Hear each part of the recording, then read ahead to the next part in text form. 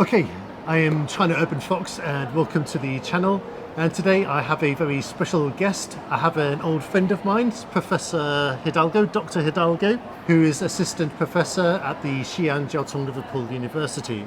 We've known each other for a couple of years, and in my days as a professional reporter, he wrote a couple of guest articles for us about the social, political, economic development of China. It just happens that these 2 or 3 days he is in town, and we've met together here at the Raffles City in downtown Chongqing, and we're going to get some insights into his expertise on the recent developments here in China. Okay, so welcome to the channel. It's a pleasure to see you here again. Thanks for having me, James. It's also a pleasure to be back in Chongqing and to meet you again. Absolutely. Yeah, likewise. I think a lot of people in the audience won't be familiar with your story. So before we get into some of the hot topics, could I ask, what is your personal story? How did you come from Mexico to China? What do you do here? And what are your particular areas of interest? So there is not too many China experts, not just in Mexico, but in Latin America in general. My interest in China started in the early 2000s, just a few years after China joined the WTO, the World Trade Organization. And at that time, I was still a university student, an undergrad, majoring in international relations. So my main interest or focus on China was to explore the developmental trajectory of the country. And it interested me because it was very different of what we experienced in Latin America, and also from what we have known that other countries experienced, especially in mega regions like North America, of course, Western Europe. So the experience or the Chinese experiment in this way was very unique and very interesting, and it was just emerging in the international scenario. So for me, it was just a great opportunity to come here and to see that in situ. So I decided to go to Dalian in northeast of China to study Chinese and to specialize myself academically as an expert on the political economy of China. One of my major goals was to try to learn new insights on how to tackle poverty, how to draft better policies at infrastructure development, industrial upgrading from the Chinese experience, and see how much we can obtain from there in Latin America, how much we can enrich our own story from the experience of China. So that was my major goal, and it's been a journey that has taken me to a master's degree in Tsinghua University and then a PhD in Australia in a China Research Center at the University of Technology, Sydney, and now as a lecturer in Xi'an Jiaotong-Liverpool University.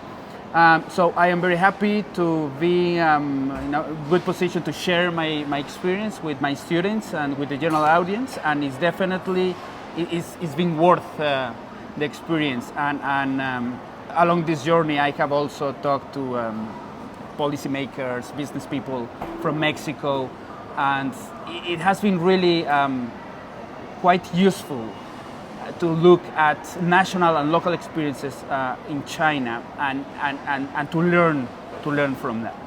So in March this year, we saw the National Two Sessions take place in Beijing, and that also marked the first year of the 15th five-year plan.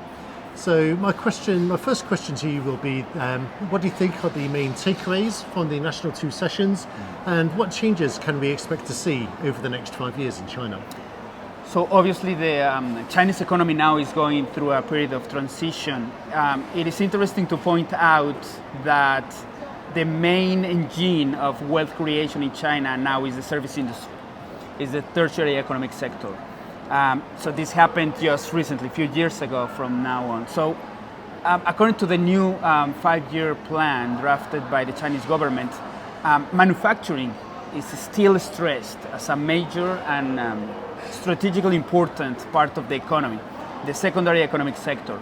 Now, I just want to point out how important this is, not just for the Chinese economy, but also in regional terms and also in global terms. The industrial restructuring of China, let's say in the manufacturing industries, going from low-end production, labor-intensive, to high-end, high-tech intensive production, has not happened recently. It's an evolutionary process, economic process of restructuring that has happened at least from 3 decades ago. This has ramifications, mega regional ramifications, in the immediate neighborhood countries that China has. So we will expect that in the next years, countries from Southeast Asia, emerging economies, will reap part of the benefits. This means that they will increase the reception of foreign direct investment coming from China, moving down there. This, of course, will increase consumption. This will bring about new opportunities of development for that region, which is precisely what happened back in the 70s when Japan was going through the same process. Another important point in the 5-year plan was remarking manufacturing as an important node of production in the Chinese economy. This also means a stress in the training and production of highly qualified labor force. China has produced semiconductors, high-tech development, commodities, biotechnology for some years already, but the fact that now the 5-year plan stressed that in particular means also new investments in higher education, new investments in research and development. So here we're talking about large-scale labs, R&D facilities. So with this, we can expect definitely a new revamp or a new period, not just in the Chinese economy, but in the global economy. What happens when high-tech, capital-intensive production, like biotech, when there are more producers, when there are more suppliers, production decreases, production cost decreases. That also means this kind of commodities will be more accessible for more people. China will not just restructure its economy in that sense, but will offer the world a new window for mass consumption of these former highly expensive products. For instance, in the case of biotechnology, here we're talking about very expensive medical treatment being more accessible now for people than before. Why? Because Chinese companies will have more access to funding to create more of these commodities, will be out for circulation in the world economy. So this will basically impact directly on life expectancy around the world, quality of life around the world, and these are just very good news for everyone, I think. So the next question I'm interested in is about the Belt and Road Initiative. So now we are over 10 years into this policy development, and I want to hear what you think about the achievements that have been made so far, but also what challenges we face, particularly in light of the recent conflicts in the Middle East. So do you think there are any geopolitical concerns that are going on at the moment, and how do you think that those can be resolved eventually? I think so far the Belt and Road Initiative has provided stability to supply chain, and also coupled by several mega regional initiatives that China has pushed forward, especially in the last 5-6 years. In particular, I will remark the comprehensive economic partnership that China has with some countries from Southeast Asia and others from the Pacific Rim. So these kind of trade deals, coupled with large-scale infrastructure development, are definitely one of the best parts of international trade today. Geopolitical friction, conflicts, all of these generates uncertainty for investors, for commodity trade, for consumers. But the fact that China is putting too much into these kind of projects, I think it will be basically the anchor of stability or certainty for international trade in the years to come. We will expect in the next years, there are serious concerns over inflation because of the scarcity in industrial input, natural resources, of course. But, and I can go back to your previous question, the 5-year plan, for instance, also stresses environmental sustainability and the development of new energy sources. Solar panels, all this kind of new renewable energy, I think will also be a huge opportunity for the world. So I think the Belt and Road Initiative will also enter into a new phase, maybe unintended, But in the context of these major geopolitical frictions, I think then that also places China as a new gravitational pole in the global economy. Another question I want us to discuss is electric vehicles here in China. So we know that China is taking a leading role in the industry worldwide and also pioneering in the rollout onto the public roads. But at the same time, there have been some concerns with the rates at which it has been introduced into society.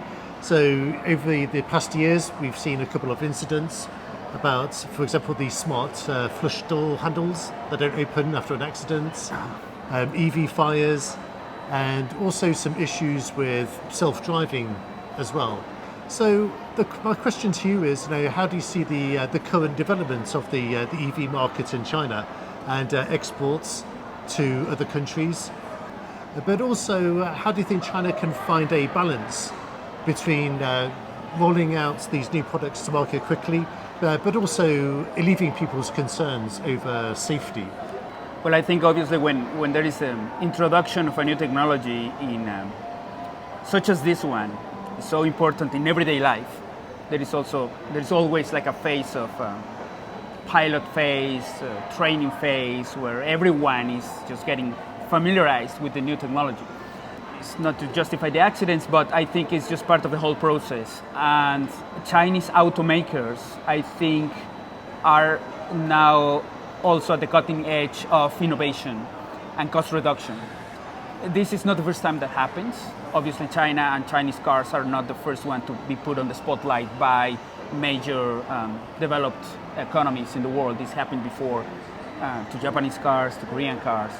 So I think it's part of the whole institutional framework in which this is happening, and even also about the certain geopolitical stages in which the world economy is going through. I don't think this will be permanent. I think at the end this will be for the benefit of the whole consumer, right? The consumer base. So countries that are so worried about this from the supply side, obviously thinking about their own automakers and their own workers and so on, they have to balance that out with the interests of their consumers. Eventually, I think things will fall on their own gravity, and of course consumers have to be prioritized in the same manner. About the safety concerns, just going back to that point, I think it also depends on how the overall city layout is planned. There are many pilot programs now in China for smart cities. So automatic cars or unmanned cars, if they are put in this context of smart cities, I think the technological elements they have better shot at being interiorized or absorbed by everyday life. Many of the emerging markets in which Chinese electric vehicles are hot now, they obviously fall short in infrastructure development, in urban infrastructure. So they have to catch up with that. And obviously they also need to develop a sort of driving culture and so on. So I think this is also the responsibility of different stakeholders here. Obviously Chinese automakers cannot absorb the whole part in the introduction of this new technology. There are some particular emerging markets where these vehicles are just having a huge momentum. Latin America, I think, is one of them. So every time I go back to Mexico for holidays, I'm just amazed on the speed in which Chinese cars have advanced in that market. Their market share probably should be now close to, 20, at least 30%.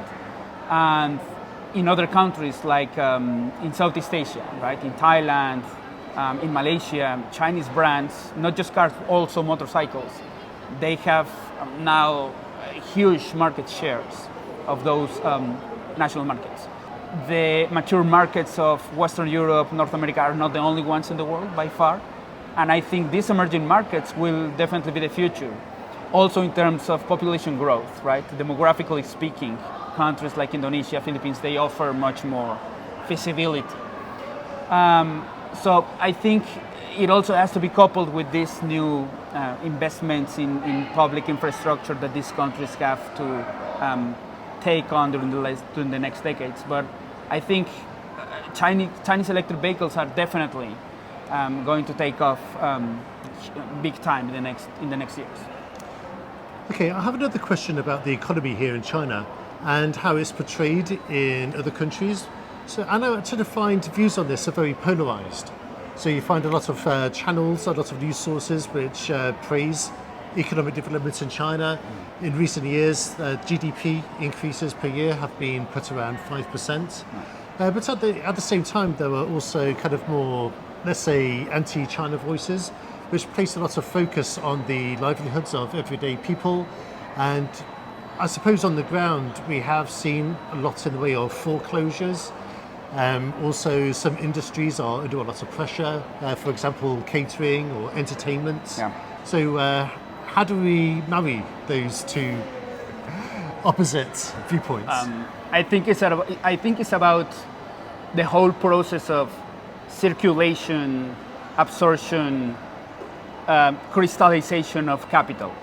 So when we look at any economy, not just the Chinese economy, we are looking at processes of capital in motion, right? So capital has different moments. It can take form of liquid money, form of a building, form of a commodity, and so on. So it depends on what part do you focus on. So I think many of these assessments that are criticize China or that look China from a very pessimistic view, they look at the decrease or at least the deceleration in fixed asset development. They also look at figures on foreign direct investment. They probably look at the big pictures on mass consumption. So the flows of capital in those rubrics or in those categories is probably not as fast as before. I think part of it is to put it into perspective. When we look at the Chinese economy, which came from a centrally planned economy, everything was about production. Not really productivity, it was production quotas. So that still persists.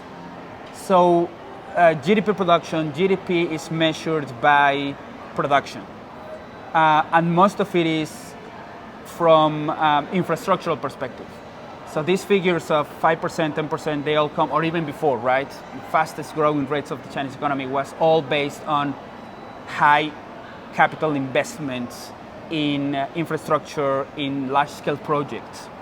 That is still happening, but not at the same rate, not at the same speed, of course. Now, on top of it, there is a crisis of liquid capital because a lot of it is embedded in all these big projects, which need long turnover times. They are not generating returns as they should have. That creates the idea or creates the perception of a stagnant economy, which is partly true, but at the same time, we also have flows from other sectors, like the ones we just mentioned, semiconductors, biotech, and so on. Both of them are happening at the same time, and it is structurally normal in some way that an economy can have these two sides going on at the same time. We also need to put it in the international perspective. So obviously, we had the pandemic before the geoeconomic problems that we're having now, and before that, we also had the trade war between China and the United States. So that has impacted the Chinese economy, obviously, in terms of commodity trade and investments. So that has reduced the liquidity that is coming in, and that has increased the pressures in the whole system. So that is that all of that is happening at the same time. So I think it all depends on how what perspective or what angle we can look at it. What we can definitely or certainly point out is the comprehensive stability of the Chinese economy. We are not seeing high inflation rates. We are looking at unemployment rates going up, but still we are having macroeconomic stability in general. The Chinese currency remains on moderate levels, hasn't been depreciated, hasn't been going down like it can happen in some other national economies. And part of it is because of the huge liquidity that is still stored in the banking system. So, all of these elements play out at the same time. Like acupuncture, I think it remarks specific strategic sectors that can be useful to rebalance the whole system and put people's livelihood at the center of it. So probably we're looking at a new stage of reform and new sectors of the economy emerging. As you said, entertainment sector industries have taken big hits out of this. At the moment, there is no specific strategy for this, but I think they will pick up as part of the whole rebalancing of the system. I think it's important is that China is also betting a lot in the emergence of new markets, right? Southeast Asia, all these new markets, Latin America, they can definitely be useful for trade, commodity trade. They can also increase new flows of capital entering into the Chinese economy. So for this, we should probably look at the midterm at least. You've been in China now about 7 or 8 years? Over 10 years. Over 10 years. Have your impressions of China changed at all after having lived and researched here compared to when you were still in Mexico? So the first time I came to China was in 2004, late 90s, early 2000s, and I was actually walking on the way here with my colleague, Dr. Emily Williams, and we were just talking about everyday life and how different it is. Obviously, when we look at China, there are so many different local variations, and we can't talk in the same way of Chongqing or Shanghai. Changes in everyday life in China have challenged theories and frameworks that we have in economic geography, that we have in human geography, that we have in political economy, about time-space compression, about supply chain, about industrial restructuring, not just because of the scale, but also because of the speed. It is unprecedented, literally, in human history. And that has impacted the global economy at large.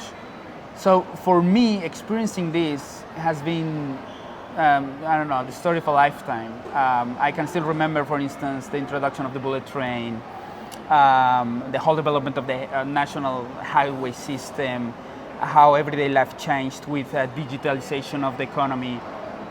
Processes that will take generations for other countries, or probably they will never see, at least in their lifetime.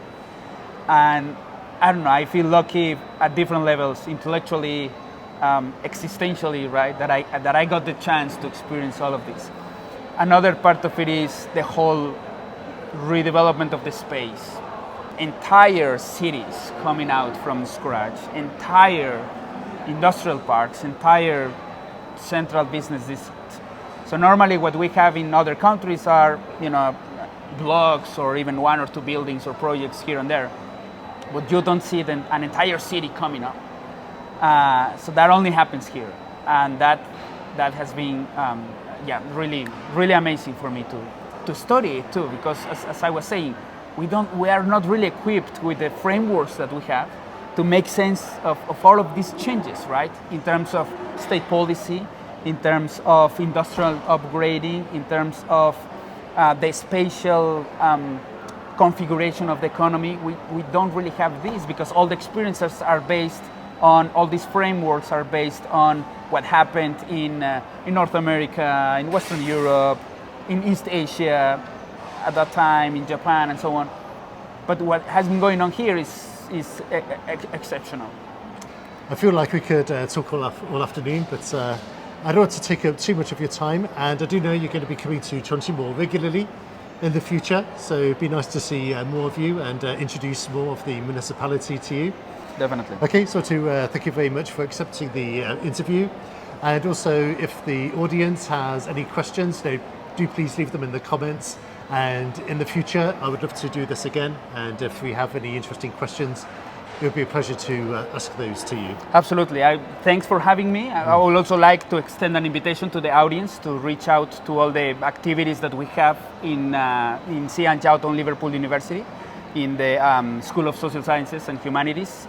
So we are, as part of the Department of Chinese Studies, of course, part of our work is to publish or to generate knowledge about different aspects of China. So if you are interested about this, please reach out to our website and we will be glad to answer any questions you have. And again, thanks very much, James, for having me, and I'm looking forward to discover all the different facets of Chongqing in my incoming trips. Sure, yes. Chongqing is a world of discovery in its own, and It is. yeah, hopefully there'll be plenty more I can introduce to you. It is. Okay, so thank you very much. I wish you a very pleasant stay in Chongqing, and I'll look forward to seeing you again.